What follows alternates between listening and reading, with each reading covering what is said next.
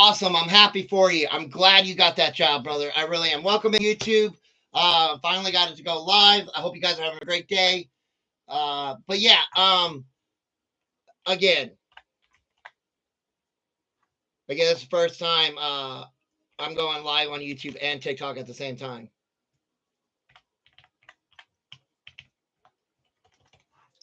But yeah, so when it comes to the Lamar, I love Lamar's game. I do.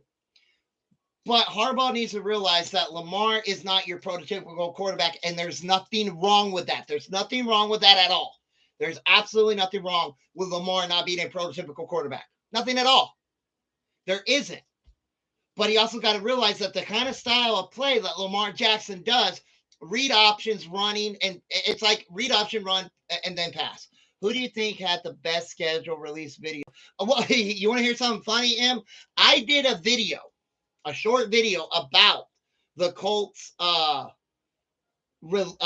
schedule release, and it got taken down for a violation. I had to delete it. I literally had to delete it. I had to delete it. I had a picture of Tyreek Hill as a Dolphin and the Coast Guard behind him, and it got taken down. Like as soon as I put it up, it was taken down for a violation, so I had to delete it. Yep, I kid you not, maybe like 5 seconds, and do that. So yeah, that was funny. It really was. And Tyreek Hill is like, why did you guys take this down? It was hilarious. I mean, so Tyreek Hill is saying, keep it up, keep it up. I don't understand it. I really don't. I find it funny that the Colts took it down. Tyreek Hill loved it. I do a short video of it, and it gets flagged. I saw the Bills one with AI. It was good. Some of them were good. I don't know why they were all. I think because of the movie Minecraft, but it seemed like everybody was going to the Minecraft style of play. So yeah, it was kind of funny. But yeah, my video of I did a short video about that, and it got taken down. What do I think about the Ravens? It's going to be a tough year for the Ravens. It really is. But I still think they win their division. The Pittsburgh Steelers don't have a direction right now. They don't. Who's their quarterback? Is it Mason Rudolph? Is it Will Howard? And I don't want to hear Aaron Rodgers because guess what? Aaron Rodgers is not on the team. So I can't say, oh, Aaron Rodgers is the starter for the Pittsburgh Steelers. How can I say that? He's not on the team. So is it Mason Rudolph? Or is it Will Howard? In my opinion, it's probably going to be Will Howard. So, again, there you go. And then you got the Browns. We all know the Browns have big problems. They do. And then the Bengals don't have an offensive line and don't have a defense to speak of. And on top of that, your best defensive player might not even play the entire year. How do I feel about having the bye week in week 12? I like it. I like having a late bye week, especially if you're going on a playoff push that helps you to get your players healthy to get that final push. Steelers haven't had a direction in a few years. Absolutely. Why would the Steelers sandbags in the way? And I don't know. I don't know what the Rooney family's doing. I don't know what the Rooney family's doing, and I don't know what Mike Tomlin's doing. I can't answer that question, unfortunately. And I apologize for that. But I have no idea what they're doing. None at all. So, but neither Bills or Ravens beat Chiefs in the playoffs. Yeah, I get it. All right. So the Ravens had an opportunity to beat the Bills, but they decided, hey, guess what? Guess what? We're not going to run the ball. The Bills could have beat the Chiefs. I'm going to say this again. The Bills could have beat the Chiefs. They continue to run the ball.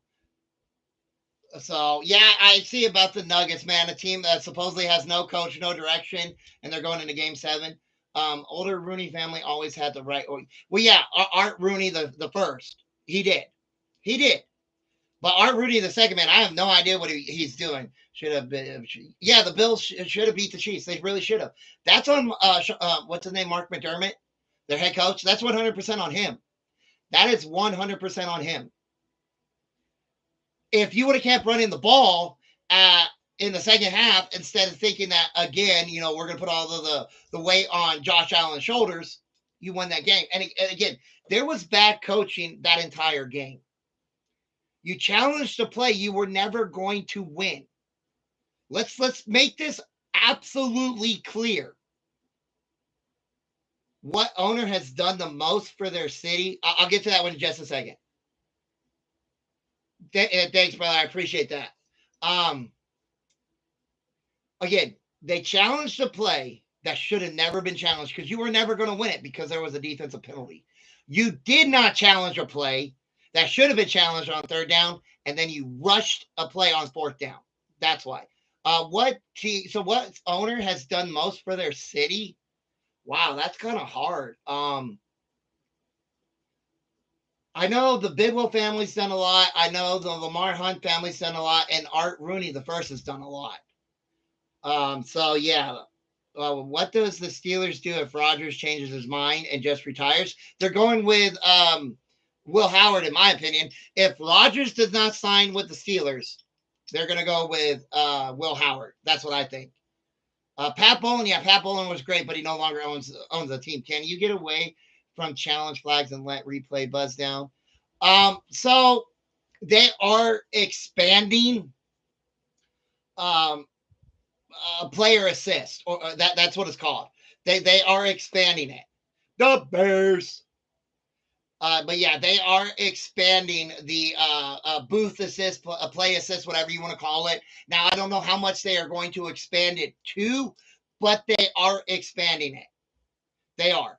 Now, the only problem I have, and I'm going to keep stating it, is instead of us always going to a commercial when there is a challenge, let us see what they're seeing in New York. Let us see what they're seeing in New York. Quit always sending us to a commercial. Let us see what they're seeing so we can break it down ourselves. The UFL does it. Why doesn't the NFL? How many years until we get another expansion team? So, okay, it could be a couple years actually. Well, technically, the start of the team could be in a couple years. The first thing they got to do is they got to get rid of the divisions in the conference. That's the first thing. They have to get rid of the divisions. And you have to have just straight NFC conference, AFC conference. Because you cannot add two new teams and make one division 5 teams and the other 3 divisions 4 teams. You can't do that. So they're going to have to get rid of the divisions. And it's, in my opinion, it is leading up to that, especially with how they want to change playoff seeding. They want to change playoff seeding. And I'm going to tell you this right now. If that gets approved next week, the next thing will be they'll get rid of the divisions. And they'll say, well, we're just going to take the top 7 teams from each conference with the best record. You know, they'll have the best record. If there's ties, they'll go through with tiebreakers, strength of schedule. They'll go through with a point scored, points against, and stuff like that. And then once that happens, once the divisions are no more, once it's just the NFC versus the AFC, you will then get 2 expansion teams. And right now, the 2 cities that I'm hearing that are number 1 spots is San Antonio and St. Louis. I meant it would allow the game to go faster and hold refs accountable. Yeah, it would and it wouldn't. Because you don't want to miss a play that should have been challenged. You don't. You really don't.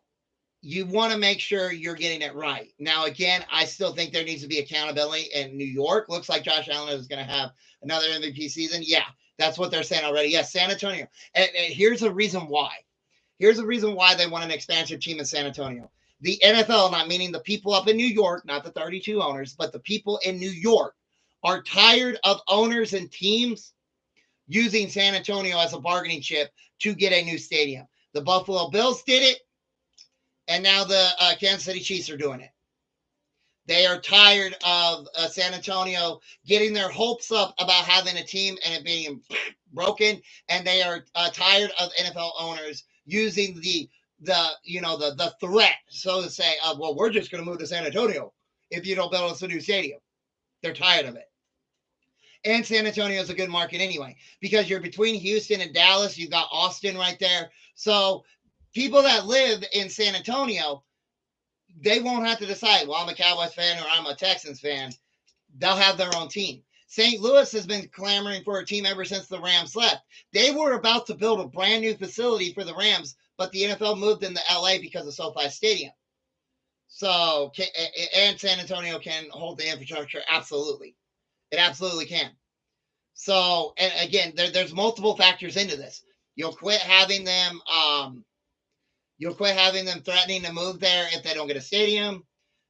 You'll have it to where there'll be another fan base and more revenue for the NFL. And again, St. Louis has been clamoring for a team ever since the Rams lost or left, and that is why they will not approve Kansas City to get a new stadium. Mm-mm. It will not be the Rams. No, it'll be an expansion team. I've come up with some interesting names on my own, but I doubt they'll say. I didn't really, I don't know what kind of name you would use in San Antonio. I mean, you can't use a Battlehawks. That's a U of L team, but you could use something like the Black Knights or, something that goes along with the culture of St. Louis. Same with San Antonio. You could go, well, you don't want to go with Texans. You don't want to go with Cowboys or anything close to that. And yeah, you're in Texas. I mean, you could try to use some verbiage off of oil workers. Can't use Roughnecks. That's UFL. Can't use Renegades either. That's UFL. You don't want to use any names that's in the UFL. The St. Louis football team has a ring to it. That's kind of funny. I like that one. But yeah, I've been sitting down trying to think of some names. So, I would like, maybe Dragons or Serpents or something like that. Dust Devils, let's see here. The San Antonio Dust Devils. Yeah, that one works. You can, yeah, that one does work. I mean, I don't know if you want to go Dust Devils 3. So that's 3 syllables in the name. Commander. Yeah, that's fine. Yeah, I've been thinking like, St. Louis Dragons or something like that. Something that would be really cool. The logo would be awesome looking. The merchandise would be pretty cool. So we'll have to wait and see. Again, this is once this happens, right? Once it announces that there will be 2 new teams, it'll take 2 years for those teams to be playing. That's normally how long it takes to get a franchise going, because you got to build a stadium, you got to build the training facilities, the infrastructure, and all that. So it takes about 2 years. And when they announced the Houston Texans in 2000, they didn't play their first game until 2002. Bills and Ravens are regular season merchants. Yeah, pretty much. But yeah, did you guys see that the Buffalo Bills are the only team favored in all 17 of their games? Think about that. The Buffalo Bills are favored in all 17 of their games. The only team ever to have that happen. But Chiefs and Rams were in Missouri at the same time. Yeah, they were. Kansas City Chiefs, St. Louis Rams. Just to lose to the Chiefs. I love that one. Yeah, they were. You had the St. Louis Rams and you had the Kansas City Chiefs. Yeah, they both were in Missouri. But a lot of people do not factor in that Kansas City's in Missouri. A lot of people think that Kansas City's in Kansas when it's not. It's 8 miles into Missouri. I got into an argument with a guy one time because he asked me, he's like, oh, if you're such a knowledgeable football fan, how many teams are in New York? 1. And he started getting on me and getting mad that I would not change my answer to 3. I'm like, there's not. There's only 1 team in New York, the Buffalo Bills. No, there's the Jets and the Giants. They're not in New York. Well, yeah, they are. The New York Jets and the New York Giants. I'm cool. I'm glad. They're still not in New York. Well, where are they at? New Jersey. And then he had to look it up. Oh, I guess you're right. I'm like, thank you. Now next question. Yeah, New York only has 1 team. That's the Buffalo Bills. The New York Jets and the New York Giants are in New Jersey. The Kansas City Chiefs are not in Kansas. They are in Missouri. So, but yeah. They, Amari Cooper, I can't remember where he plays, but it's not with the Bills. But yeah, there's people that think they know football, and then when you try to tell them, they get all pissed off about it. I find it funny. I really do. I find it funny. So, Lamar Jackson and probably franchise Bill will never win the ring. Now, I won't go that far. I think Lamar Jackson has a legitimate shot in the next 2 years to win a Super Bowl. I really do. I think that Lamar Jackson in the next 2 years, that team is built in a way that if they do not win in a Super Bowl in the next 2 years, something definitely went wrong. Something drastically went wrong for them not to win a Super Bowl in the next 2 years. because their team is built on the offensive side and the defensive side to win a Super Bowl. It really is. The defense bounces off the offense and the offense bounces off the defense. So the only part or the only reason why I could say that they would lose is because of the head coach. St. Louis Gates play at the Gateway Arch. Well, I don't know about St. Louis Gates, but you could call them the St. Louis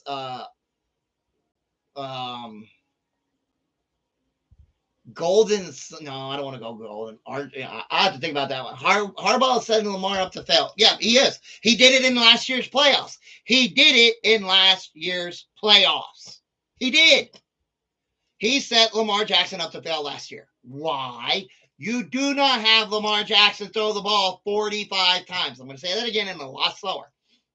You do not have Lamar Jackson throw the ball 45 times. You don't do it. Lamar Jackson's not that style of quarterback. He's not. He really isn't. And that is not a knock against Lamar Jackson. That's not his game. When you make him do things like that, you are taking him out of his game, out of his style of play. You don't want that. You don't. No. Well, what'll be a big factor is going into next year because they got to redo his contract.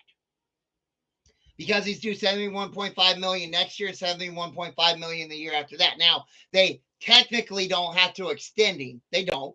They could just renegotiate next year and the year after that, but then he'll be a free agent in 2 years. So then what are you going to do?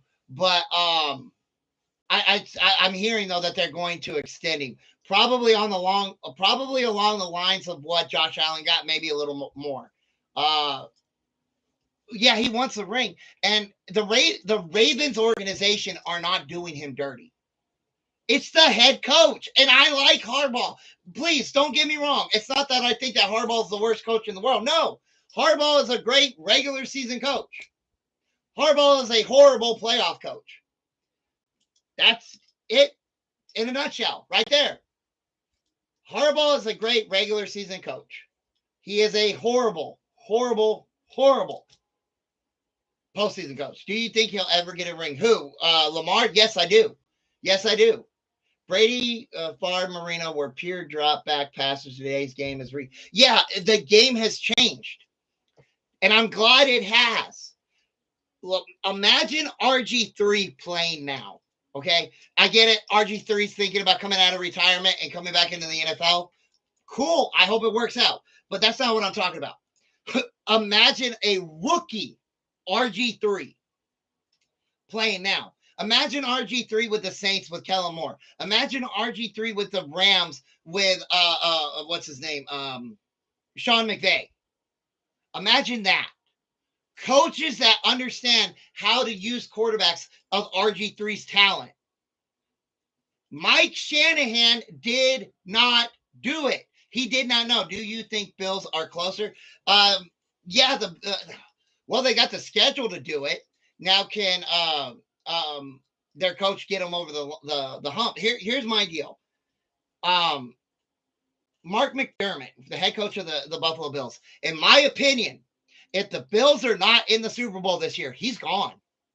He's gone. If they are not, is it Mark McDermott or Sean McDermott? I can't remember. I can't remember his first name, but McDermott, right? If they do not get into the Super Bowl, I'm not saying win the Super Bowl. Don't get me wrong there. Sean McDermott, thank you. Thank you, guys.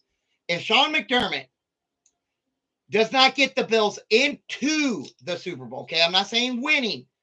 If he does not get them into the Super Bowl, he's gone because you're wasting Josh Allen. You are.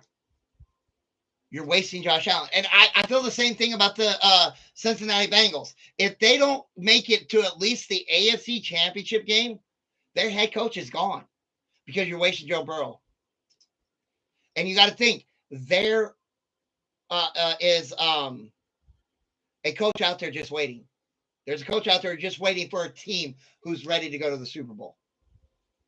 There is. He goes for the Dallas Cowboys. So Allen is what, 20? No, he's thought he was 29, 30, something like that. I know he's a little younger than Mahomes because Mahomes is 30. Um, Baker Mayfield is 30.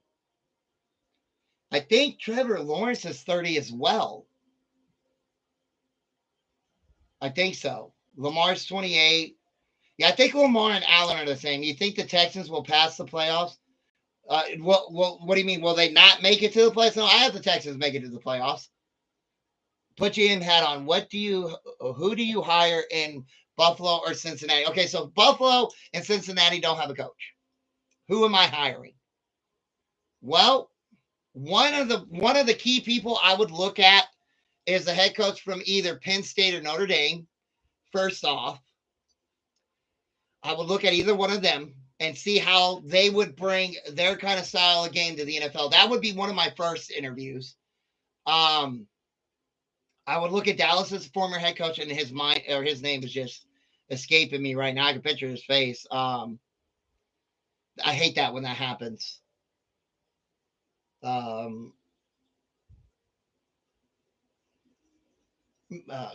McCarthy. Thank you, Mike McCarthy.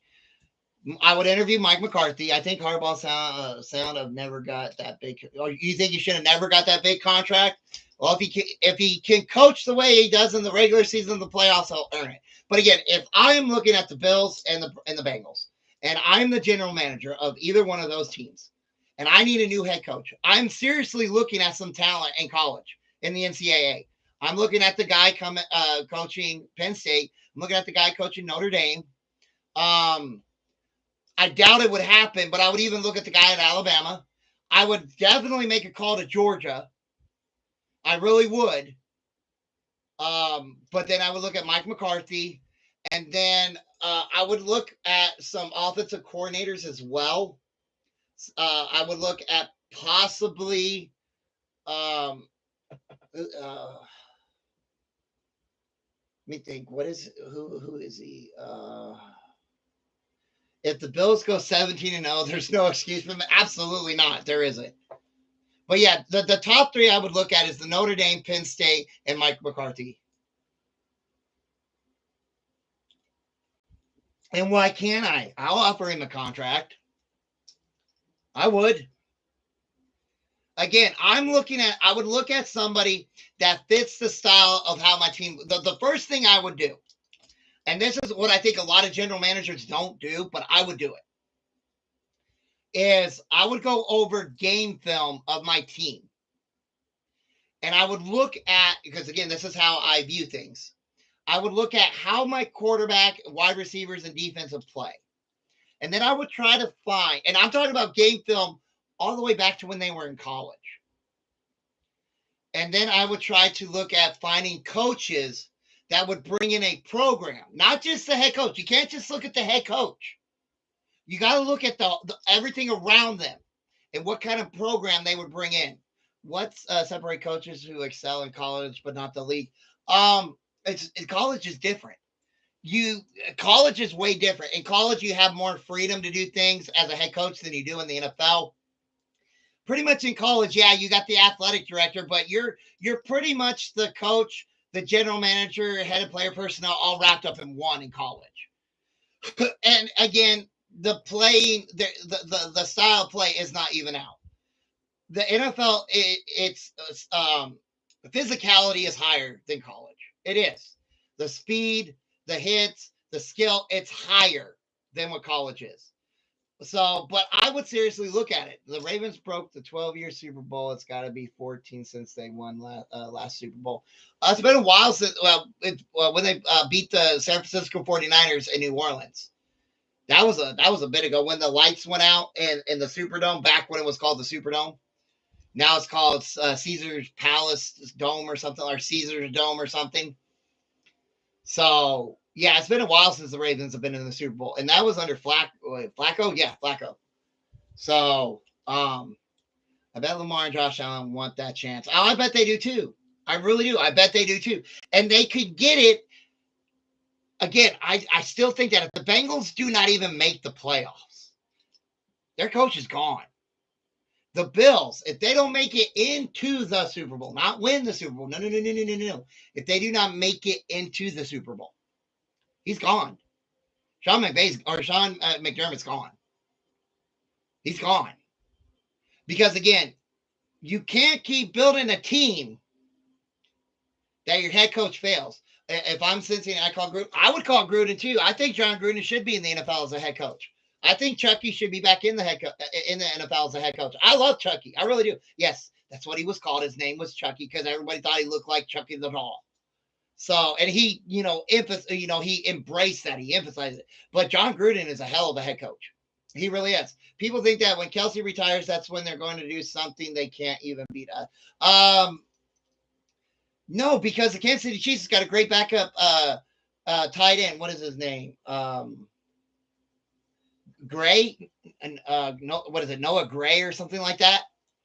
Their backup tight end is very good. I think their backup tight end is actually going to get more playing time this year than Travis Kelce does. I really do. I think that he's going to get more playing time because of next year. He's going to be the starter. So you're going to have to get him in the cycle of and the conditioning of being more on the field than what he's used to. Maybe I would say something if Andy Reid retires, but that ain't it. Reid ain't going nowhere till Mahomes does. Or unless some health issue pops up. But Andy Reid is not going to leave the Kansas City Chiefs as long as Patrick Mahomes is there. Because I can tell you this right now, if you put Spags as the head coach of the Kansas City Chiefs, that team is going to go on the downcline. And I like Spags. I do. But I like Spags as a defensive coordinator. I do not like Spags as a head coach. Everybody's like, oh, when Reid retires, Spags is going to be our head coach. I'm like, seriously, step back for a minute. Do you really want him running your offense with Patrick Mahomes? No. So, no, if I'm a Kansas City Chiefs fan, I do not want Spagnuolo being my head coach. I don't. Not at all. I absolutely do not want Spagnuolo as my head coach. Again, I love Spags as a defensive coordinator. Great defensive-minded head coordinator. Horrible head coach. Josh McDaniels, offensive coordinator for the New England Patriots. Great offensive coordinator. Horrible head coach. Absolutely horrible head coach. Wade Phillips, great defensive coordinator. Horrible head coach. Horrible. Rex Ryan, great defensive coordinator. Horrible head coach. Rob Ryan, great defensive coordinator. Horrible head coach. Jim Schwartz, yep, same thing. What was his name? Oh man, I can picture his face. He played for the Eagles, coached for the Eagles. He's a commentator now on CBS. What is his name? Oh my goodness. I know you guys know who I'm talking about. What about the famous Bill O'Brien? Oh my gosh. Bill O'Brien needs to stay in college. That's where Bill O'Brien needs to stay. He was horrible with the Texans. Horrible. No, he needs to stay in college. He really does. I know not many people like the Chiefs, but they are one of the best teams right now. Yeah, Rocky, they are. I'm not going to say the Chiefs. Until the Chiefs start tumbling down, the Chiefs are still going to be the Chiefs. Hands down. The Chiefs are still going to be the Chiefs. Right?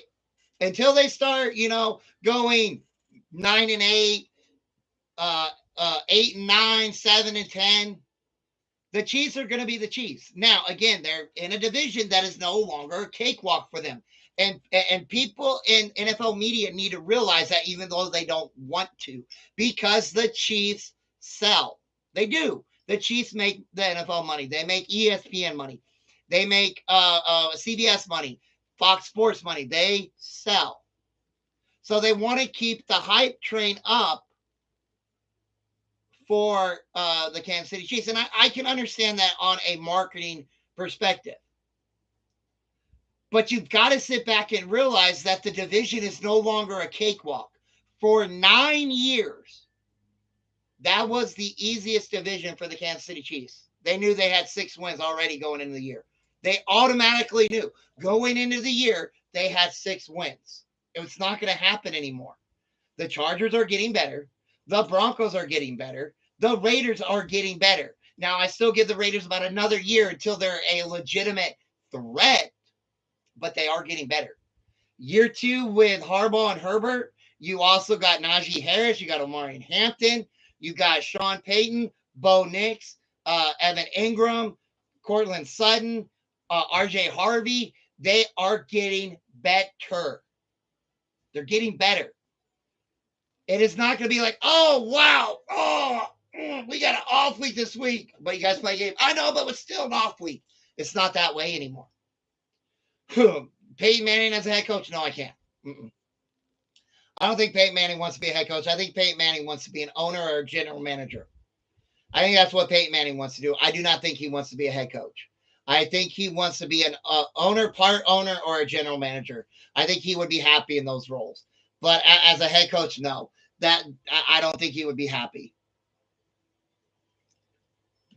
And you got to think his son has got one more year, and he's going to be in college. Peyton Manning's son. So yeah, no, he doesn't want to. He doesn't want to take time away from his son. Surprise most of the players who coach in high school nowadays. Nice to see. Yeah, I like seeing players who coach in high school. I really do. I really do. Because they can give their knowledge of what they went through in high school, college, and the pros to these kids who think it's going to be a cakewalk when it's not. Getting from high school to the pros is not a cakewalk. It's not. It takes dedication and hard work. You have to perform or you're going nowhere. And that's what I like about these players that are becoming head coaches in high school, because they can give them their life experience. Now, again, we're talking about kids in high school that think they know everything and it goes in one ear and out the other, right? I understand that. I have teenage kids, right? But you'll get like one or two that'll sit down and go, okay, coach, what do I do? What do I got to do, coach, to be better? Help me out, coach, to get to the next, get to a Division I school in college, right? Go to an Alabama, go to a Georgia, go to a Texas, an Oklahoma, a Notre Dame. What do I got to do? And then, coach, after I get that, once I get there, what do I got to do to get to the pros? People think if Lamar gets the Super Bowl, he would be one of the greatest. I don't think so. When it comes to Lamar, talking about his style, okay, just his style of play, he is one of the greatest quarterbacks because of his style of play. Think of other quarterbacks that play like Lamar does. Tua Tagovailoa. He kind of plays like Lamar. Who's better? Lamar. Okay? It's Lamar. CJ Stroud, Bryce Young. Lamar's better. Patrick Mahomes does not play like Lamar, so you can't compare him in play style. Lamar likes to make a play off the cuff. Patrick Mahomes only does that when he has to. There's a difference. Even Josh Allen does not play like Lamar. Josh Allen uses his size and his strength. Lamar uses his speed and his finesse. Josh Allen can be a drop back passer and throw the ball 45 times a game, and you'll be okay. Lamar Jackson is not that style of quarterback. And again, I am not knocking Lamar Jackson. I'm not downplaying him. I'm not criticizing him. I'm not. Dak Prescott, absolutely not. Dak Prescott does not play like Lamar. Yeah, Michael Vick would have been up there. He would have. Maybe even RG3 as well if the Redskins didn't ruin his career. Anthony Richardson could possibly be, but we're not seeing it yet. Again, I am worried about all this muscle mass. Everybody on Twitter, X, whatever you want to call it, all these Colts fans think it's the greatest thing in the world that he has put on this massive amount of muscle. It's not. And again, for you new people that were in here before or after I talked about this earlier, I'm going to show you a quick demonstration. Okay, I'm going to show you a quick demonstration. Everybody thinks that because Anthony Richardson has put bulk on, up here in his chest, his arms, and everything, that he's going to have more power. That's not where your power comes from. Yes, having arm strength is a factor. Okay, I'm going to put that out there right now. Having arm strength, especially for gripping the ball, you want that muscle tight so you can grip that ball. But having a buff upper body is not a factor in throwing. What factors into throwing, right? Okay. I'm left-handed. I put my weight right here. I put my weight on the inside of my left quad. And then I have it centered, right? I have a little bit of weight up front, but the majority of my weight is right here. Okay? I'm not a big muscular dude. Yeah, I've got muscles, whoop-de-doo. Okay? But when you throw the ball, it comes here, you're engaging your shoulder. But what else are you engaging? You're engaging right here. You're engaging right here. When you throw, your power comes from here, up, and across. Again, your power comes from here, up, and across, and you throw. Okay? Slower. You got your weight on your back leg. I've got my body centered. I'm not off balance. I'm solid. I got my power right here. Now I'm transferring it. I bring my arm back to throw. I'm transferring my power up to my chest, to my arm, and I throw. Chest, right? From your legs to your hips, to your chest, to your arm. Boom. Boom. I don't have a lot of power on my or weight on my right leg. I can move and still be set. I can move and my weight is still centered right here. If I have my weight to the front and I move, now I've got to engage back to throw, right? Let me move my chair real quick. Right? So if I have my weight right here, if I'm leaning forward and I'm moving, once I set, now to throw it, I got to transfer my weight back. So it's a bam, bam. I'm adding one step I should not add because I have my weight up here. But if I'm over here, I drop back and I'm set, and now I got my weight right here. I'm scanning the field. Well, I got to move. Boom. You see that? I keep my weight right here, and it's centered. I have my weight on my back leg. Okay? I step, I set on my weight. I step, I set on my weight, and I throw. I can transfer it. But if I have my weight up here, right? I got my weight on my non-throwing side. Boom, boom. Now I want to throw. I got to transfer it back. I got to make that subtle movement. That subtle movement can lead to an incompletion, an interception, or a sack. So having all the muscle in the world does not necessarily transfer into being a better quarterback. Look at Tim Tebow. I love Tim Tebow. I do. Kid was built. Did not transfer into being a better quarterback. Look at Jalen Milroe up in Seattle. We all know the dude is a freak of nature. We all know it. But look at his college years at Alabama. He's got speed. He's got power. But his accuracy was horrible.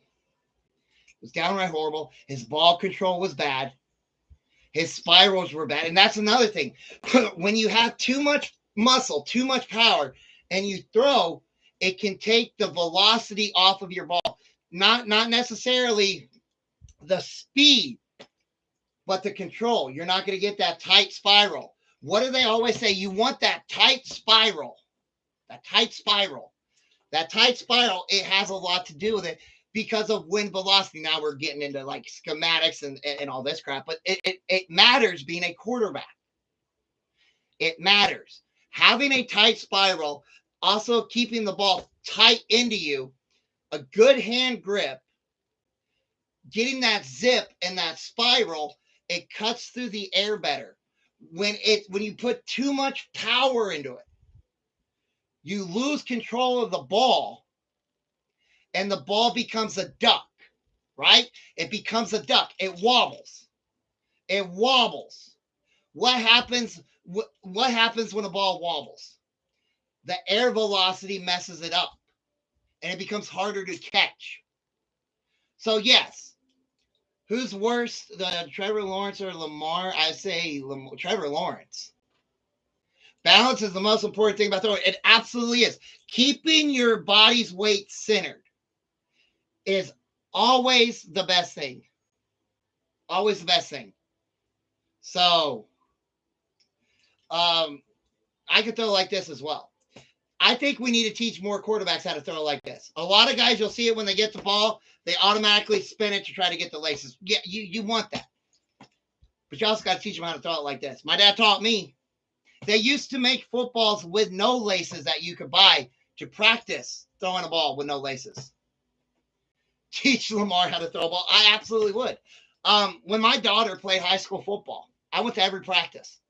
And after practice was over, I'd have a whole bunch of kids come up to me and go, all right, Mr. Rhodes, help me out here. Teach me what you know. I said, okay. That was good. What? And then they started calling me coach. Hey, coach, help me out here. No problem. No problem. So, yeah, I would love to be a part of the NFL. Absolutely would. That would be a dream job for me to be a part of the NFL. What's more of a struggle, habit, tapping the ball or flipping? Well, both. Okay, let's talk Mr. Overrated. Jaden Daniels is not overrated at all. He's not. He rightfully earned the Rookie of the Year, the Offensive Rookie of the Year. He got his team all the way to the NFC Championship game.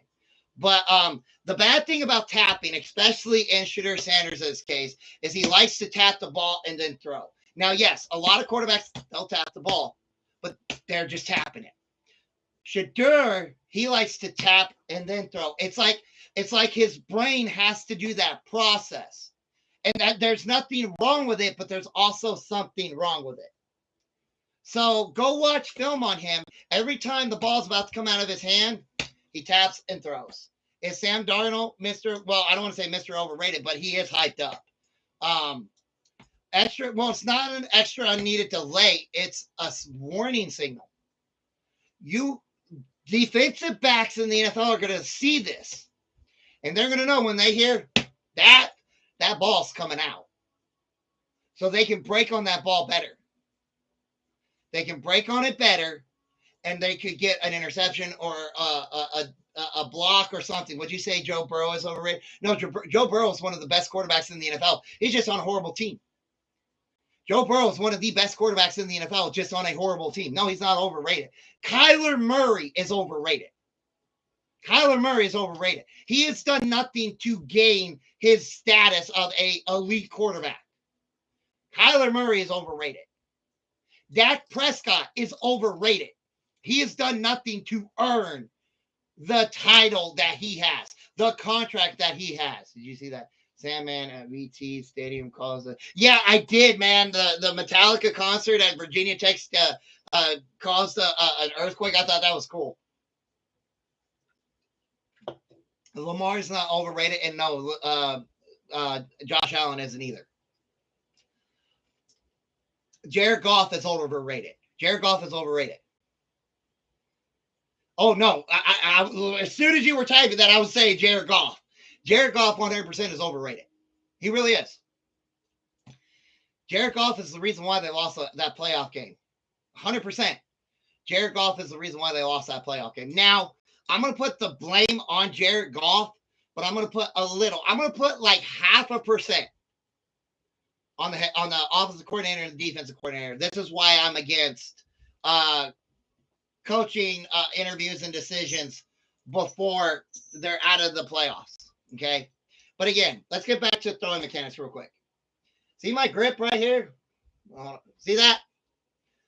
I like to put my finger right there. See how I got a wide hand? I got a firm grip on that ball. That helps with your spiral. I just wanted to show that to you real quick. But no, Jared Goff is very overrated. Very overrated. He's the reason why they lost that game. Hands down. He's the reason why.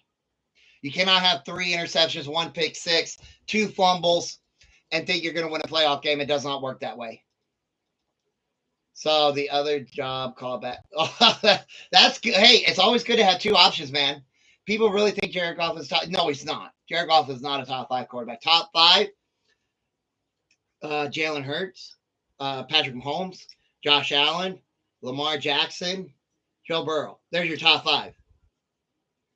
Yes, the biggest problem is grip, and you got to build your grip strength, right? You've got to build your forearm muscle because this muscle right here determines your grip. That's why you get that thing. You see how that flexes? You get that little hand thing back. We know back in the 80s and 90s when you were a kid and you were going to your dad's room and you see this little cool thing that had two grips and a metal spring in the middle. And you're like, what is that, Dad? He's like, here, put it in your hand. Now squeeze it. You're like, oh my God. That builds your grip. Building your grip builds this muscle right there that allows you to control this right here. And again, I'm a nobody. I've just studied this league. My dad has helped me throughout the years. Right? Growing up as a kid, when my dad realized how into football I was, he broke down all the mechanics for me. Every single thing. You got to do this. You got to do that. You got to work this way. You got to work this way. And I did it. I taught the kids that I coached how to do it. Again, they were 13, 15-year-old kids. I taught them how to do it. I showed them how to do it. It's got to be Dak Prescott's year. It absolutely has to be. And the reason why is this is the first year of his 4-year, $240 million contract. Last year was not. This year is. This is the first year of that massive deal. This year is the first year of that massive deal. And again, you can't do anything for 2 years. You can't. You cannot do anything with that contract for 2 years. The 2025 season and the 2026 season, there's nothing you can do. Now, 2027, that's a different story. But, everybody's like, oh, they're going to go get Arch Manning. Well, if you're going to go get Arch Manning, why did you trade for Joe Milton? I don't understand that one. In my opinion, Joe Milton is the future of the Dallas Cowboys.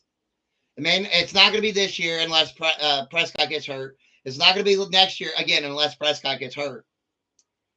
But I'm looking at the 2027 season that Joe Milton could be the future of the Dallas Cowboys. He really could be. And the kid has got so much potential. But yeah, it is kind of a prove me year for Dak Prescott. Again, Joe Burrow, I can't say it with Joe Burrow because the team keeps failing him. Same with Josh Allen. The team keeps failing him. For the last 40 years, Cowboys fans have been saying it's our year. Well, same with the Jets. Same with the Jets. Because you got to understand, 40 years ago, the Cowboys won, 3 Super Bowls in the 90s? I think 3. So, yeah, 40 years ago, you were in the 90s. Well, yeah. Well, let's see here. Well, technically, I was in the 80s. Well, they won the Super Bowl in the 80s as well.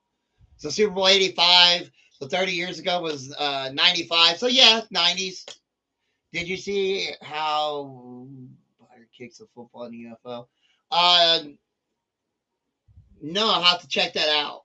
Their punter. I'll have to check it out. But the Cowboys, man, again, Kenny Pickett's there for one reason and one reason only.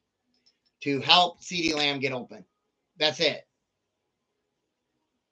I'm pretty sure a majority of Dallas Cowboy fans, place kicker, I'm pretty sure majority of Dallas Cowboy fans only know the stories told around the campfires by the elders of the clans of the Dallas Cowboys' rise to glory in Valhalla. They have to come around the campfire and listen to the elders of the clans talk about the glory and the rise to Valhalla and how Odin opened the doors to Valhalla and there was meat and there was a championship called the Vince Lombardi Trophy.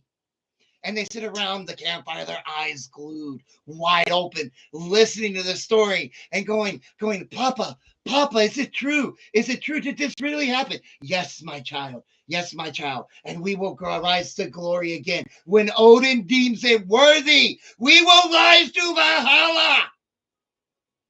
Then that's Cowboys fans. To be a long snapper? I did that once. I was a long snapper in high school. That is not an easy job, by the way. I'll tell you that right now. Being a long snapper is not easy. That's not easy at all. It's not the same as a regular center. It's not. You gotta do it differently. But hey, good luck, brother. I hope you do it. I really do. I hope you do it. We need more long snappers. We do. But yeah, America's team. Yeah, they were in the 70s, 80s, and 90s. They were. You had one of the greatest, or two of the greatest head coaches in the NFL, Tom Landry and Jimmy Johnson, in the 70s and 90s. You had Roger Staubach and Troy Aikman. Oh wow, Central Carolina, that's a good school. But yeah, in the 70s, 80s, and 90s, you had two of the greatest coaches in NFL history, Tom Landry and Jimmy Johnson. You had two of the best quarterbacks in NFL history, right? Troy Aikman, a lot of people don't want to give Troy Aikman credit, but he was a great quarterback. Any news on Mr. Overrated Rogers? Yeah, that's it. That's all we know. That's it. That's all we know. We have no knowledge of what he is going to do, what he is or is not going to do. We don't know. We honestly don't. We might find out, but we don't know. Josh Norman and DJ Swearinger. Wow, Swearinger. I know that name. How did Dallas end up in Oxnard for training camp? You could go wherever you want for training camp. You just got to get approval. You can go wherever you want. You can have training camp wherever you want. You just have to get approval. That's the only deal. You can go to England. You can go to France. You can go wherever. So, but yeah, how did they get called the cowgirl? The cheerleaders. It was the cheerleaders. The popularity of the No, it was the popularity of the cheerleaders. That's why. When Dallas started tanking, and the cheerleaders, the Dallas Cowboys cheerleaders were still the cheerleaders. That's where the name came from. Was the Dallas Cowgirls, because of the cheerleaders, because they were the only spark and bright light of the Cowboys for a while. It was the cheerleaders. So that is where the name came from. Was their cheerleaders, because after Troy Aikman retired, Dallas declined massively. Even with Jason Garrett as head coach, even with Tony Romo, they were never at the caliber of team that they were with Aikman and Staubach and Jimmy Johnson. That they never were. So their cheerleaders were still their cheerleaders. They do. They have the best and the hardest cheerleading program in the NFL. They really do. They have their own documentary series about it. They do. But that is where the Dallas Cowgirls name came from. Was because of their cheerleaders. So how did they end up? Who? The Cowboys? The Cowboys have always been in Texas. The Cowboys have always been in Texas. Oh, so how did I end up in Texas? I used to be an over-the-road truck driver, and I always went through East Texas. And my wife and I were living in Arizona at the time. And she asked me, she's like, we talked about moving for a while. And she's like, well, where would you like to live? And I was like, I always wanted to live in East Texas. I always thought it was pretty. That's how we moved to East Texas. That's as simple as it is. I always said I wanted to live in East Texas. I always thought it was pretty. So we decided to move to East Texas. And that's what we did back in 2019. We moved to East Texas. A lot of beautiful. My wife is a Latina, and she does not like the Cowboys. So you got to think. A lot of kids in Texas growed up with their parents who watched the Cowboys with Jimmy Johnson, Troy Aikman, Roger Staubach, Tom Landry, right? They watched the greatness. That's why I said the elders around the campfires talked of the glory of Odin's Hall in Valhalla of the Dallas Cowboys in the 70s, 80s, and 90s. And they told their kids about it. And they raised their kids on it. Kids are men my age, 40. I was alive during the ending of the Dallas Cowboys' greatness. Who has the worst cheerleaders? Nobody. They're all set to a standard. I would never be responsible for teaching my children that Cowboys. funny, and that's funny. But yeah, you know what? Let's hear. The Dallas Cowboys won their last Super Bowl when I was 10 years old in 1995. I remember that day I remember that day and that game to this day. Yeah, 96, 95 season, 96 year. Thank you. Um, I was still 10 years old. Um, so we played a prank on my dad. And I still don't think he has forgiven us till this day. So back in my day, back when you walked to school 5 miles uphill both way in the snow with no shoes, you could turn your TV all the way up to like channel 900, and it wouldn't tell you the channel number, but it would be that white fuzzy screen. So right before the Super Bowl happened, Super Bowl 30, my dad was a Steeler fan, or is a Steeler fan, and it was the Cowboys versus the Steelers. He had to go to the bathroom. So we decided to play a prank on him. And my mom was in on the prank, okay? That is a big caveat here. My mom was in on the prank. So my dad went to the bathroom. And we turned the channel to a station that you could not get. And again, the TVs back then did not give you the channel numbers. So my dad comes out of the bathroom and we're like, Dad, we don't know what happened. We can't find the Super Bowl. It's not on. All we're doing is getting the screen. He grabs the remote and he starts flipping through the channels as quick as he can. Nothing. It's all fuzz. Where's the damn phone? Give me the phone. I'm calling the cable company. About that time is when we all three, my mom, me, and my brother, just bursted out laughing. We couldn't contain it anymore. My dad was about to go apocalyptic on the cable company because he could not watch the Super Bowl between the Dallas Cowboys and the Pittsburgh Steelers. Now, I'm pretty sure my dad to this day wishes he could not have watched the Super Bowl between the Dallas Cowboys and the Pittsburgh Steelers, because to this day, is that if there's any game in NFL history that you can pinpoint where you think one player purposely threw the game, that was Neil O'Donnell with the Pittsburgh Steelers in Super Bowl 30. How close is Andy Reid to Belichick? I understand it's a wild call. They're close. They're not that far away. They're not. The Browns, the AFC Cowboys, yeah, pretty much. Do you feel Jimmy Johnson would have been the best coach in history if Jerry left him alone? Yeah, I do. Jimmy Johnson probably would have kept the Cowboy dynasty going if Jerry Jones left him alone. So, and that is a key factor. If Jerry Jones would have left Jimmy Johnson alone and let him run that team the way he wanted to run that team after their last Super Bowl together, that team would have been still to this day probably a dynasty. Now again, Jimmy would have probably retired probably in the early 2000s, but I could say the Cowboys might have had like 2 to 3 more Super Bowls. The Jets game getting bumped for Jerry wanted Barry Switzer. Yeah, Jerry always wants his guy, and Barry Switzer really wasn't that much better. He was good, but Jimmy, in my opinion, was better. Jimmy was better. I like Jimmy Johnson. I like what he did down in Miami. Did Michael Irvin play? Yeah, he did. He was a wide receiver, number 88 for the Dallas Cowboys. Michael Irvin sure did. He played with Troy Aikman, Emmitt Smith, Deion Sanders. The Cowboys had a team. They had a structure. And Jerry thought that was all he needed. That's why the split between him and Jimmy Johnson happened. Was he thought he had the team and he didn't need the coach. Now, realizing the coach is what keeps the team together. Dak Prescott is kind of. What up, Aaron? I get confused because of how similar the Colts and the Cowboys looked back then.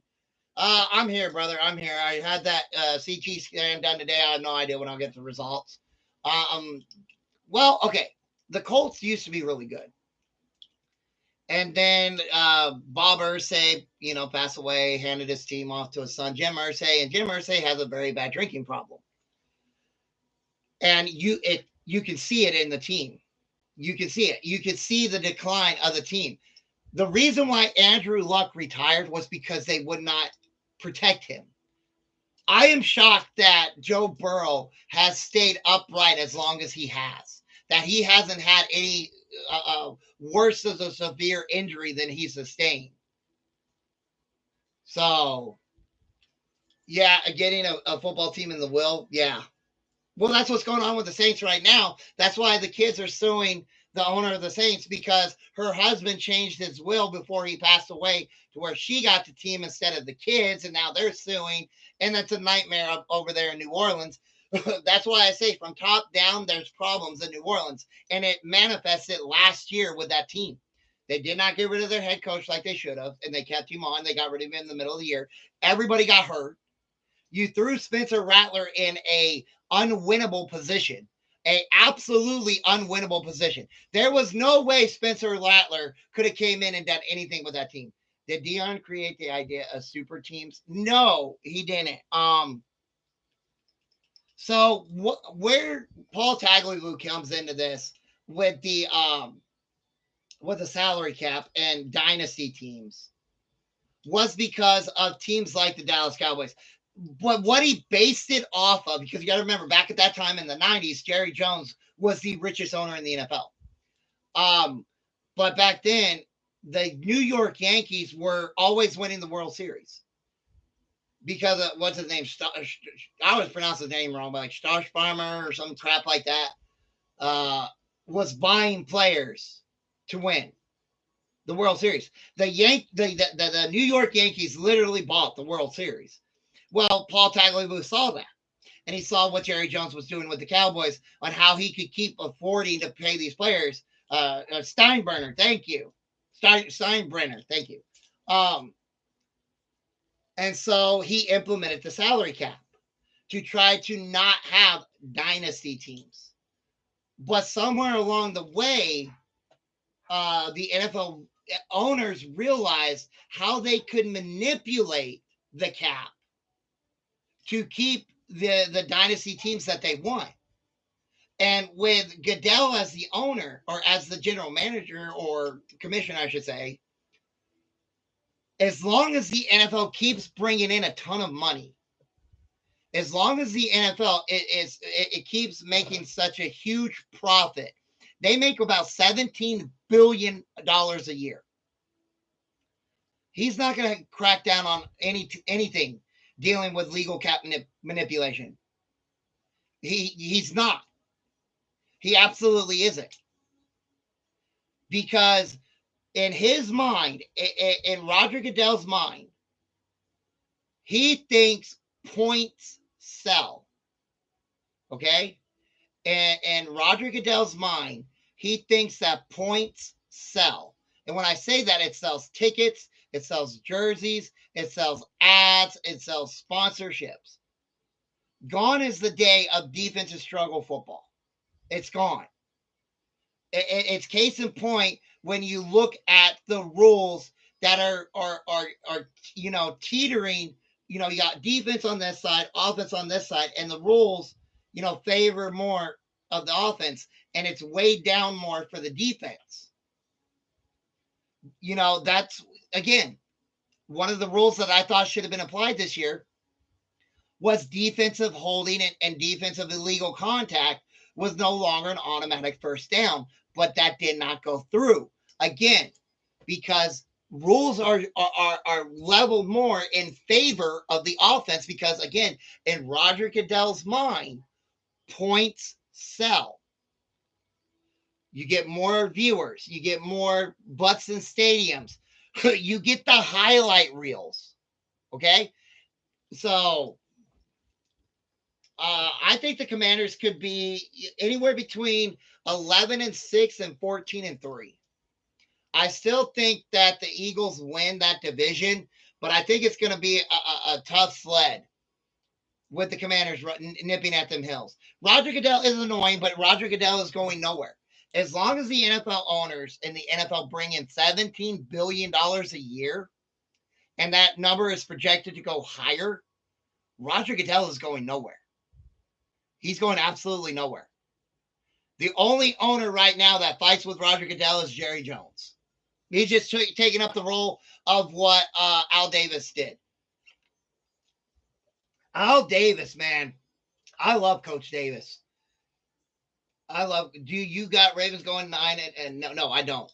I have the Ravens going about 12 and anywhere between 12-5 and 15-2. Do I wish he would have got fired? I do. I wanted Mike Ditka to be the commissioner of the NFL. Now, I'm pretty sure Mike Ditka never wanted to be the commissioner, but I would have loved for Mike Ditka to be the commissioner of the NFL. I thought he would have done a bang up job. I really, right now with the Broncos, I have them going anywhere between 11-6 and 14-3, somewhere in that area. 11-6 and 14-3. Probably more favoring the 11-6 side, but their ceiling is 14-3 in my opinion. But their realistic numbers probably 11-6. So, but yeah, I would have loved for Mike Ditka. But again, Roger Goodell. Who do you got what do you got the Browns going? I have the Browns possibly being 3-14, and their ceiling is probably 5-12. How would say Howie Long today as a commissioner? Howie Long, I'd have to look more into his football politics for Howie Long. I love Howie Long. Howie Long, hands down, is my favorite Raider player ever to play. Now, Max Crosby is my second, but I love Howie Long. I love his style, his physicality. So I would have to look at his football politics. His football politics to see how he would do. Now, that's why I said Mike Ditka. Mike Ditka was a player, a coach, and he became a broadcaster, and his football politics were really, really good. Jimmy Johnson would be another one. I know you definitely have the Chiefs going 17. No, I don't. I have the Chiefs. I think their ceiling is 15-2, but more realistically, they're probably going to be 12-5. I don't even have I don't give a crap that the Buffalo Bills are, favored in all 17 of their games. I don't have them winning all 17 of their games either. But no, the ceiling I think for the Chiefs are 15-2, but realistically it's probably 13-4, 12-5, something like that. So yeah, I don't have the Chiefs going 17-0. I don't. I don't have the Bills going 17-0, even though they're up there with one of the weakest schedules in the NFL, and they are favored in every single game. No, thank you. But no, Goodell's going nowhere. Goodell's absolutely going nowhere. As long as the NFL keeps making close to $17 billion or more a year, Goodell's going to go absolutely nowhere. Do you see 9-8 first season with Ben Johnson? Is that possible? With the Bears? I could see a low ceiling for the Bears 9-8, but the top they could go 11-6. They could. The Bears could go 11-6. Their ceiling should be about 11-6. Dan Quinn says Jaden Daniels will be better in year 2. I believe that. But no, I think the ceiling for the Bears is 11-6 and a winning record of 9-8. And that's lowballing them. That is. Because you got to take out the factor. Okay, I love JJ McCarthy, by the way, so don't get me wrong here. But this is year 1 of JJ McCarthy. So you got year 2, Caleb Williams. I get it. He's with year 1 with Ben Johnson, but completely different Chicago Bears team. Going into the Minnesota Vikings with a completely different quarterback than they had last year. So don't try to roll over everything the Vikings did last year into this year. Different quarterback. You lost players. You got players. So what do I got the Eagles going? Ceiling, 15-2. Bottom, 13-4. 15-2, 13-4. Somewhere in between there. I really do. I think they're going to lose one of the games against the Commanders. I really do. I think they're going to split that series 1-1. I really do. I think they're going to split that series 1-1.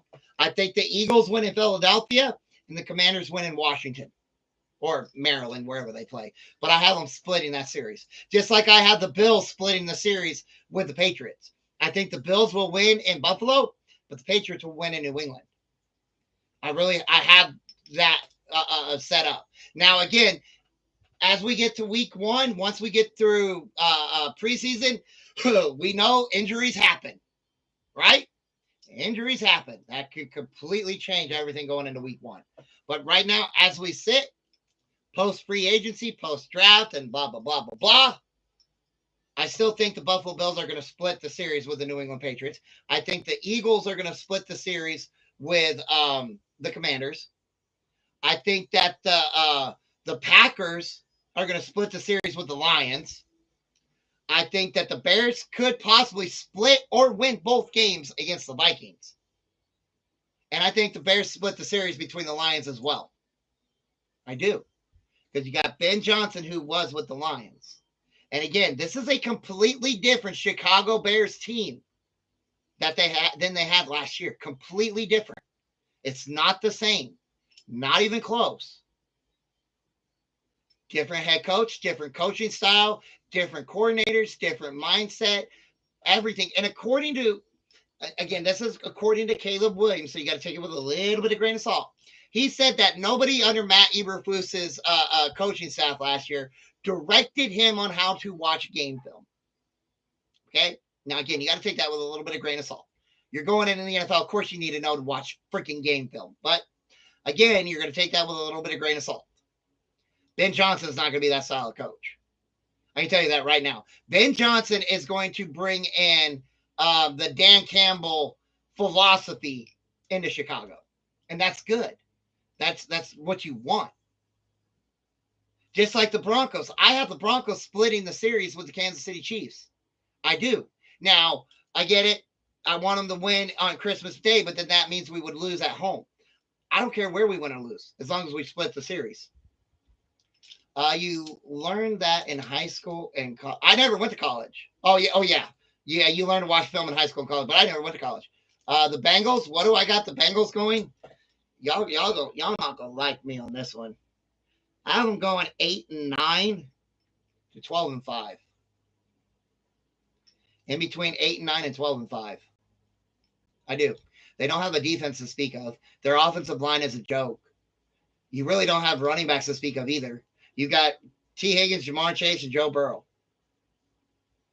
I'm not being a Bengal hater. I'm being a Bengal owner hater because you have done nothing to help out your star quarterback. You're about to lose your best defensive player. And once he's gone, you're going to get ran on all the time. Yeah, a lot of people aren't. A lot of people are not happy that they have 6 and they have 4 Thursday night games, the most in NFL history.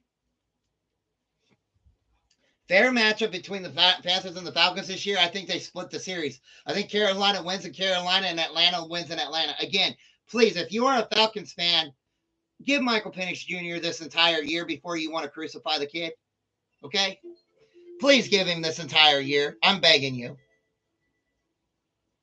Before you decide you want to completely say he's a bust, it was a waste of a draft pick. I beg of you. Give him this year. No, the Bengals are not winning the AFC North. It's going to be the Baltimore Ravens.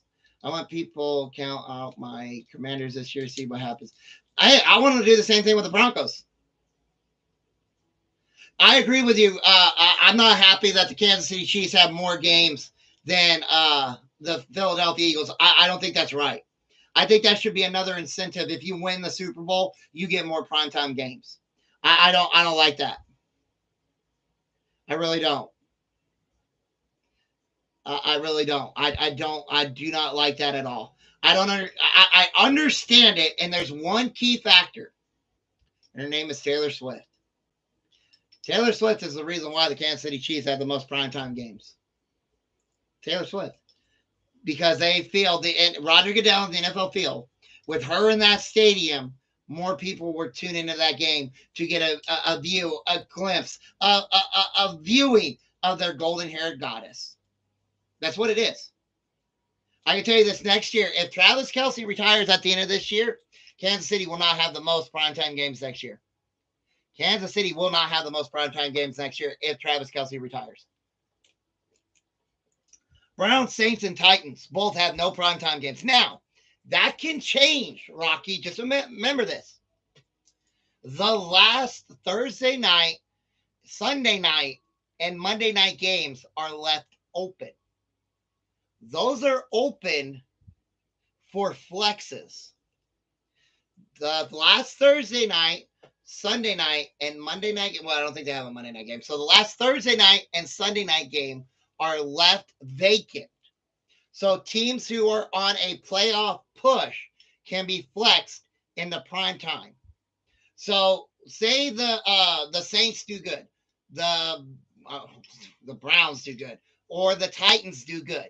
Say the Titans are one game out of winning the division. Say they're tied with the Houston Texans for the division, and they play. I think they play each other at the end of the year. That game will get flexed in either Thursday night or Sunday night.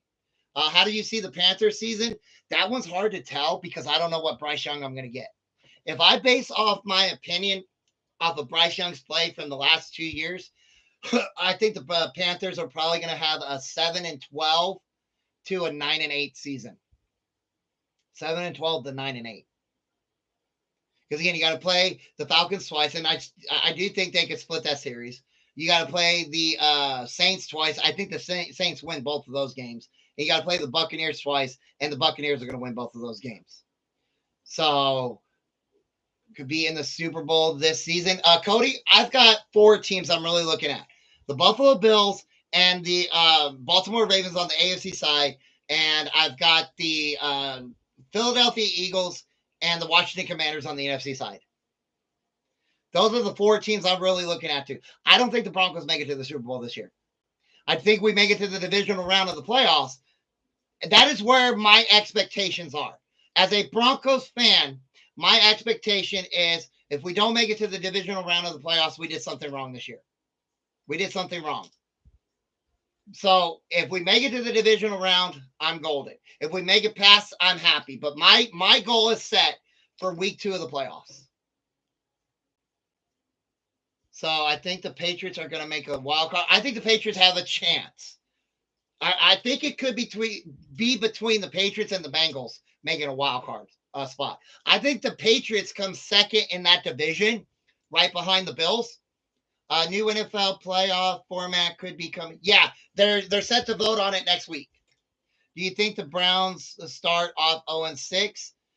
They could. Yeah, Jason, I've been saying it for a while that talking about the new format that they're going to be talking about come the spring meeting next week. I've been talking about that for a while because once they change the format, that now gives the NFL the opportunity to get rid of the divisions, which now gives them an opportunity to bring in 2 new teams. Who do you think is going to be the worst team this season? Well,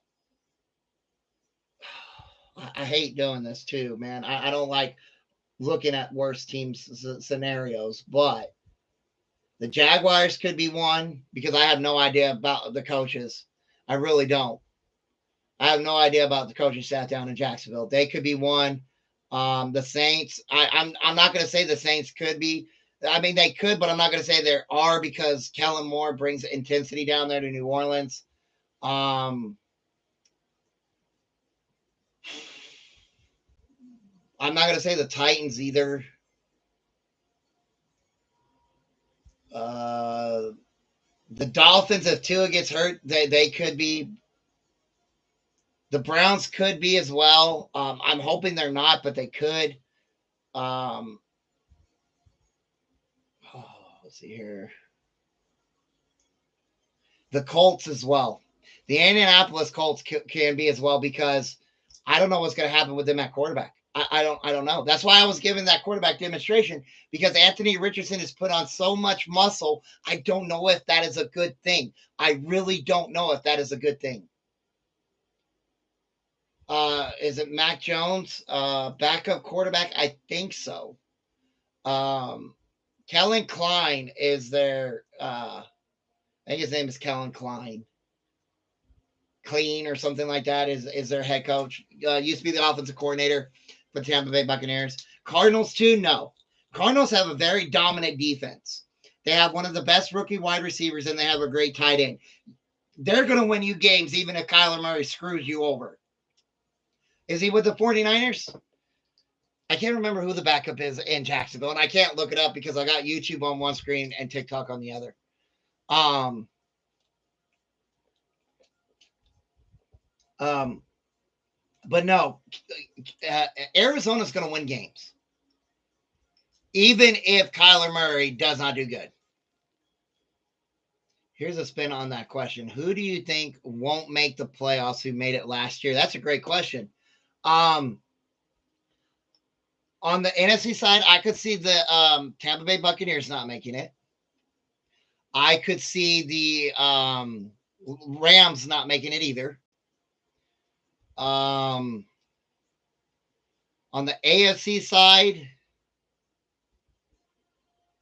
let's see here. Well, let's think about this as well. The Vikings might not make it again. Do you think Jimbo Fisher would have done well in the league? He could have. I mean, he could have. The Steelers are another one. Thank you, Rocky. The Steelers, yep, I can see them not making it.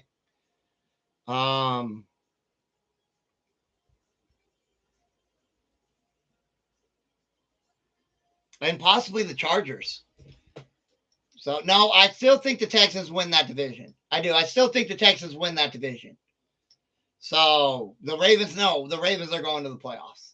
I have the Ravens winning the AFC North. Again, that's right now. We got to get through preseason because I don't know what's going to happen in preseason. I don't know who's going to get named starter. I don't know who's not. I don't know if there's going to be injuries. I don't know if rookies are going to get hurt, and that could be a factor. I don't know if new players are going to get hurt. But no, as we say it right now, no, I have the Ravens making it to the playoffs. There's a lot of factoring in that goes from here to there that can determine a team not making it to the playoffs.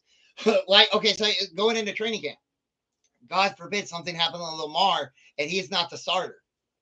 Now, they do have a capable backup in Baltimore. They do. But he's no Lamar Jackson. Same with the Bengals. The Bengals' only opportunity to make it to the playoffs is if Joe Burrow stays healthy. No, it's the Panthers, Saints, Falcons, and Saints, Panthers.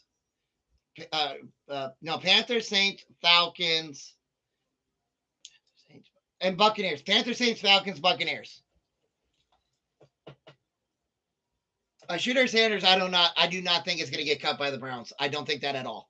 I do not think he's going to get cut by the Browns. I honestly don't. I do not think he is going to get cut from the Browns at all.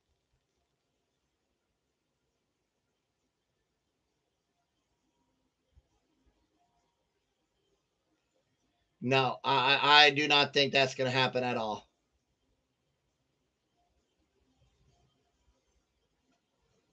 Not at all. I don't think the Chiefs make the Super Bowl this year. No, I don't have the Chiefs winning the Super or going to the Super Bowl either. I have the either the Bills or the Ravens. Again, that all factors in. Can these teams stay healthy throughout the year, and lower the risk of injuries on other key components of their team? So yeah, those are key factors going in. So who do I have winning the NFC South? Most likely it's going to be the Buccaneers. Now, the Falcons could challenge them for it. They could. Again, we'll have to wait and see how Michael Penix Jr. comes in there, man, and starts lighting it up week one. But it's a variable. I don't have much NFL game film on Michael Penix. Titans playoff? No, I don't have the Titans making it to the playoffs. I don't. They play in the same division as the Texans. So I don't have them making the playoffs. And again, the Titans are more than a quarterback away of having a very solid team. Again, you got a quarterback, awesome. You still got to protect him. You still got to get him targets, and you still got to build a defense. The Titans are more than a quarterback away from competing for that division, because the only way anybody in that division makes it to the playoffs is you have to win it. It's as simple as that. You have to win it. And I don't see the Titans doing it. Not this year, anyway. I don't see it. And that's not a cut on the Titans. I'm not cutting on them. I don't do that to teams. I am here to tell you what you need to do to get better. Not, oh my goodness, there's no hope. There is hope. Does Sam Darnold lead the Seahawks? I believe that's why he went to Seattle. Seattle gave him the best opportunity as a starter to win a division. That's why I have the Rams not making it to the playoffs. I only think one team from the West makes it. And it's whoever wins that division. It could be the Seahawks or it could be the Cardinals. I don't think it's going to be the 49ers. Yeah, they have one of the, they do have the easiest schedule in the NFL. The 49ers have the easiest schedule. But that's based off of win-loss records of last year. The teams are different from last year to this year. Sam Darnold was not with the Seattle Seahawks. Arizona did not build up a defense like they have now last year. Okay? Those teams are going to be better. Now, again, I'm worried about Kyler Murray, but I'm just saying the Rams backed into the playoffs because of that division. The 49ers got picked clean in the offseason. They did. They 100% did. And now you're still wondering about what's going on with their quarterback. What's your thoughts on the Jaguars? Trevor Lawrence can be a great quarterback. He absolutely can.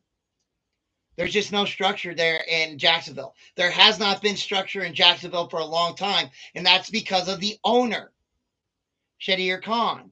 Now it seems like he's finally stepping back and allowing football people to do football people things. So we'll have to wait and see on how that manifests. But he screwed his team over. Ben Johnson could have been the head coach of the Jacksonville Jaguars if he would have fired his head coach and general manager at the same time, not wait 3 weeks. So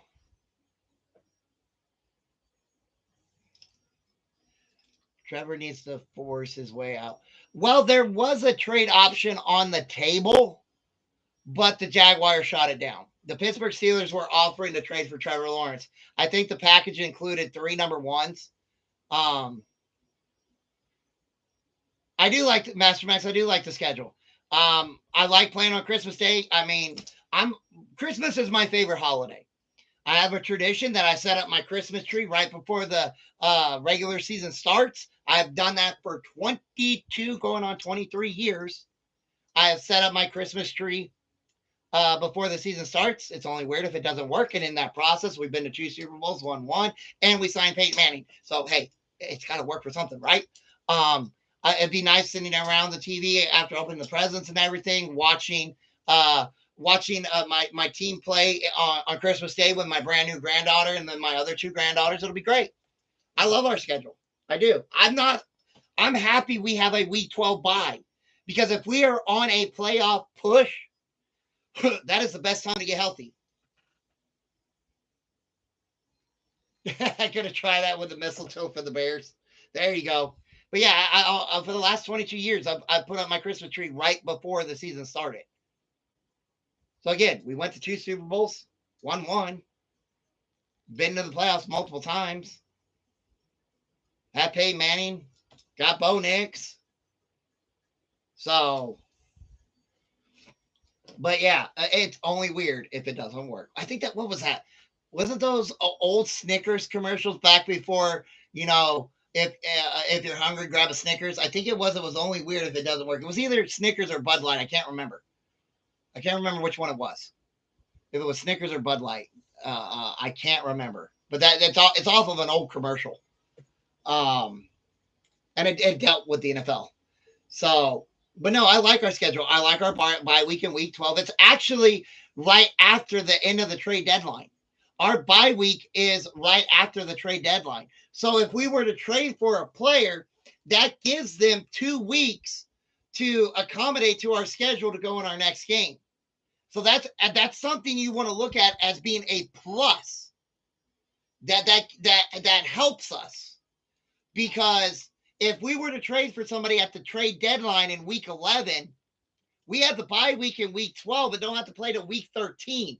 That gives them the time. Yeah, I do. Right there.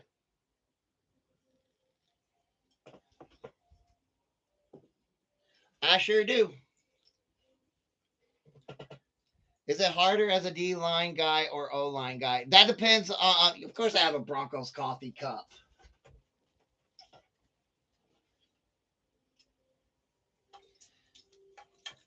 I got the old one and the new one. That's depending on the position you play on offense, okay, and defense. So I played center and nose guard. My senior year, I played center and nose guard. My junior year, I played tackle and defensive end. I'm not a big fan of defensive end. I love being a nose guard. It is a lot easier. You're right, line up right on the ball. You could be on the right side of the A gap or the left side of the A gap. Being a center, you only had to remember one thing. Well, technically two things: the snap count and which way to go, left or right. And all you were waiting on was one little. In my when I played, it was a number. If it was an even number, I was going to the left. If it was an odd number, I was going to the right. So, I had a lot of fun playing center. Again, I only had to remember the snap count and odd or even. That was it. If it was even, going to the left. If it was odd, going right. Devin, I'm doing all right, brother. I went and had that CT scan done this morning. Don't know how long it's going to take to get the results. I got a doctor's appointment next week. Woke up in a crap ton of pain, but I'm still here. I'm still chugging along. Yeah, I do have a Broncos blanket. What did I do with it? Where did I put it? I had it. I think my wife uses it. But yeah, I do have a Broncos blanket. I think my wife uses it on the bed. Can't remember what I did with it, but I do. I think my wife uses it. Well, happy birthday, brother! Happy birthday! Well, that's good. I mean, we did lose our assistant general manager. We lost our head of player scouting as well. So that is good. But yeah, that lets you know you're doing something right. You're doing something right when that does it. Does she have a Cardinals blanket? I think no. I bought her a Cardinals pillow in the shape of a cardinal. It's actually a Cardinals pillow that folds and closes and opens. Do NFL teams have a governor? No, they don't. No, but she doesn't have a Cardinals pillow. It folds, closes, and closes to make it better to have your head lifted. And it's red and it has a Cardinals logo on it and it has a Cardinals head. I wish they would get rid of Kyler Murray. Yeah, so does she. Hands down, so does she. The Missouri governor passed a plan for the Chiefs to add to Arizona State. Well, that's I wonder. Well, it's good that he did that, but I wonder if he's still got to get approval for the money because each time they put that bill to vote, it gets turned down. So if he puts a plan to do that, so what that means is, how can they get rid of him next year? You got to wait till next year when his cap hit isn't so bad. So it would be next year. Yeah, it has to go through the Senate. It has to go through the state Senate because they're the ones that are going to have to hand over the money. So it's going to be an interesting fight. Now, I have seen some of the plans that they want to do to Arrowhead, and one of the ones I do not like is they want to put a dome over it. I'm not a big fan of that. They want to put a cover over it. No, I'd rather go there and be a general manager. I would rather be a general manager in the NFL. That would be a dream job. I would go there and be a general manager. And I can tell you right now, if Arch Manning were to be in the draft next year, my first move would be to move up and get him if I don't have the number one spot. That would be to get Arch Manning and bring him in there to be the quarterback for the Arizona Cardinals. We'll talk about that if I get the job, Aaron. I hope that the Chiefs either put a retractable roof over on Arrowhead Stadium. I don't know if it's a retractable roof. It kind of looks like what the roof looks like over SoFi. We know you like the Broncos, but what's your favorite Southern comfort meal? Dude, I'm from Alabama. I like chicken and dumplings, biscuits and gravy, steak and eggs, grits. I'm from Alabama. Those are my southern comfort foods. Every time I have surgery, the night before, I always have steak and eggs. So the one over SoFi is not your prototypical dome stadium. You got the stadium, and then there is a gap, and then the dome. There is an opening that allows the breeze and the fog coming off of the bay into the stadium. So it's not your prototypical dome stadium. It's not a closed dome. There, I think it's like a 10 or 15-foot gap. So yeah, it looks like a completely enclosed stadium. It's not. It's not. You've got the stadium, and then you got the pillars holding the dome that goes over to the auditorium part. So there's a gap all the way around SoFi Stadium that allows the breeze to come off of the ocean into that stadium. That's why you'll see sometimes during later in the year, it looks like they set off fireworks in the stadium, but it's not. It's the fog rolling off of the bay. Titans Cam Ward gets tough to beat. Yeah, the number one overall pick, Cam Ward with the Tennessee Titans. Week 1 comes and plays year 2, Bo Nix. It's going to be a good game. It's going to be a really good game. I'm really looking forward to the opening of the year. I will be live as much as I can with games. I also heard that the Chiefs want to build some kind of bridge to connect the Chiefs. Yeah, they want to build a bridge to the Royal Stadium, something like that. Red eye gravy and grits with. Oh yes, red eye taters with grits and. Oh, dude, yeah. Mm-hmm. Mm-hmm. Oh heck yeah, I like red taters. Red taters and now I like mashed taters with white gravy. I do. I also I like getting me a plate of mashed taters with chicken fried steak and pouring the white gravy all over it. I'm another one of them that I like liver and onions. And I also heard that the Chiefs might just rebuild. Well, that's the deal. They want to if they can get the money, they want to build a completely new stadium. White gravy, not chocolate gravy, white gravy. What is my favorite food? Steak and eggs. Steak, eggs, and grits. That is my favorite food. Give me a good sized ribeye with about 8 sunny side up eggs and grits. So yeah, I love liver and onions. My grandmother used to make them for me all the time. Oh, pasta. Pasta's great as well. And and the joys of my wife being Latina, I get Mexican food all the time. Now, what's funny and she finds it hilarious is I cannot, my taste buds cannot handle Mexican spices. They can't. But I can eat the crap out of Cajun food. Ooh, gizzards. Oh, Chinese food is great. Chinese food is great as well. Yeah. If the Chiefs do relocate to Kansas City, Kansas, my feelings are going to be hurt. So if they're able to build a new stadium, if they get approved, they won't relocate. They won't relocate. I think they're going to do everything they can to make sure that they do not relocate into Kansas. I think they're still wanting to keep the Royals and the Chiefs close together.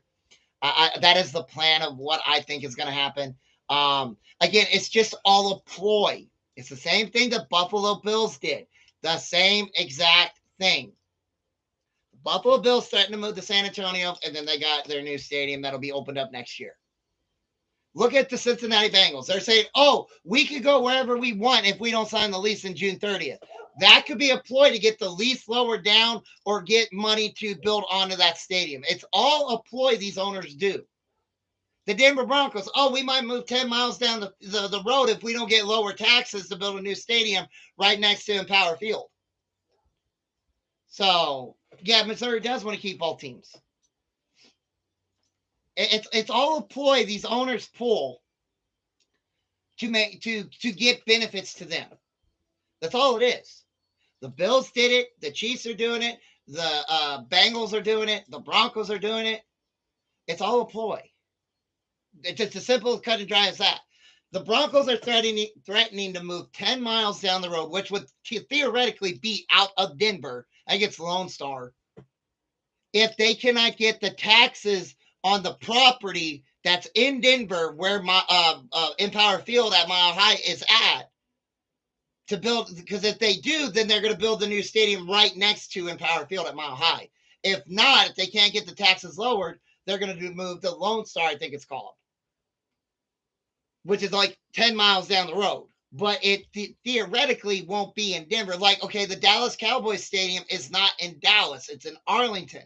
The property taxes were cheaper.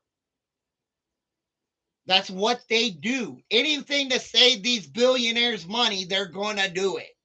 They didn't become billionaires by wasting their money.